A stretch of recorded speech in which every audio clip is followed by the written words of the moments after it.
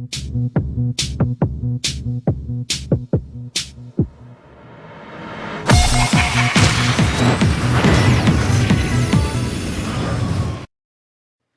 what's up guys, this is Deathbringer here and I'm back today with some more Search and Destroy. This is Call of Duty 4 Modern Warfare and you're about to watch some very good Search and Destroy gameplay. SnD once again using an Mp5 red dot sight. You know, my classic setup. I always run this setup on COD4 these days with the extreme conditioning, stopping power and 3x frag, and it always works out very nicely for me with 19 kills in this gameplay on Downpour. It's a pretty decent thing for you to be watching. It's really cool. So today I just wanted to talk about where I've been. You know, it's been about 4 days since I last posted the commentary, and I also wanted to do a little bit of a talk on 1v1s and what I think about them, because I go into games these days, right, and being high on the leaderboards, I've talked about this before in previous commentaries. People have sort of high expectations of you when you run in the lobbies, you know, especially on Modern Warfare 3. A lot of them people, I would say, are.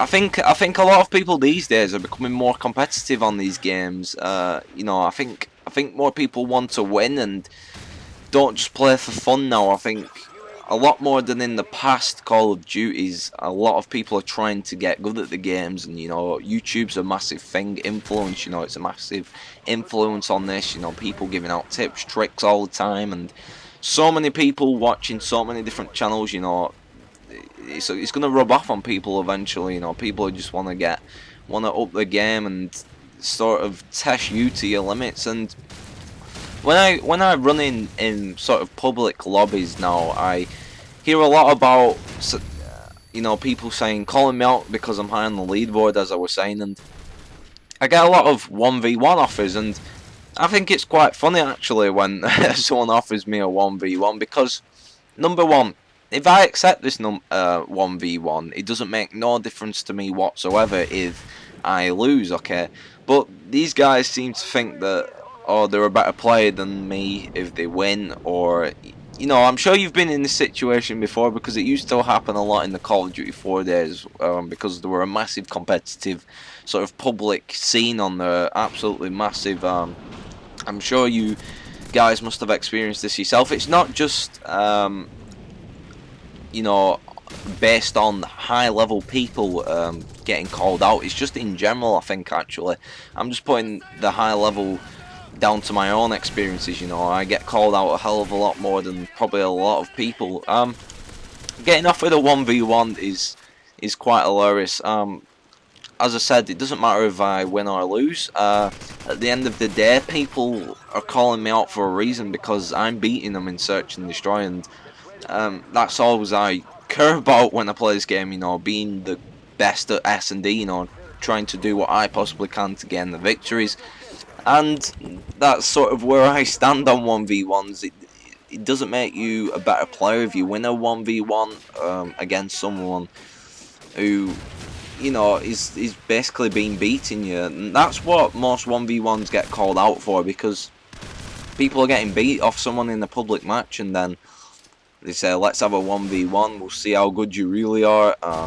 But that doesn't, it can come down to anything. Getting beaten a 1v1, it can come down to connection, come down to the player isn't ready, like he doesn't have class setups, or the player just isn't that kind of person. You know, they don't have the mental state of mind where they can get ready for a 1v1 and think about what they're gonna do. And so the other guy might even have a headset. You know, there's so many possibilities that I'm trying to describe here that can go wrong in a 1v1 situation for you, you know. And like, the guy who called you out ends up winning, and they think they're better than you, but at the end of the day, they're just not better than you.